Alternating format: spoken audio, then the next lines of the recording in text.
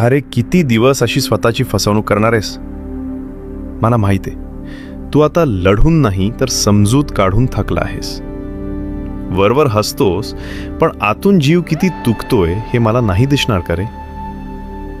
रोज रात्री देवासमोर उभा राहून विचारतोस ना, स्वामी माझा नंबर कधी लागणार?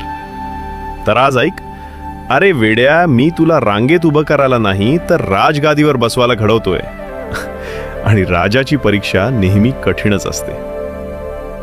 तुला वाटतं ना की मी निष्ठुर झालोय?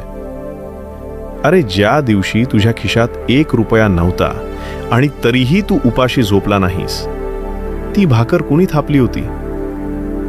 जेव्हा तुला वाटलं की आता सगळं संपलं, तेव्हा तुला चुकीच्या विचारातून बाहेर कुणी काढलं?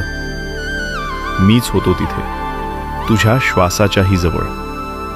त्यामुळे आता रडणं बंद कर. तुझ्या सहनशक्तीचा अंत झालाय ना, मग आता माझ्या चमत्काराची सुरुवात होईल.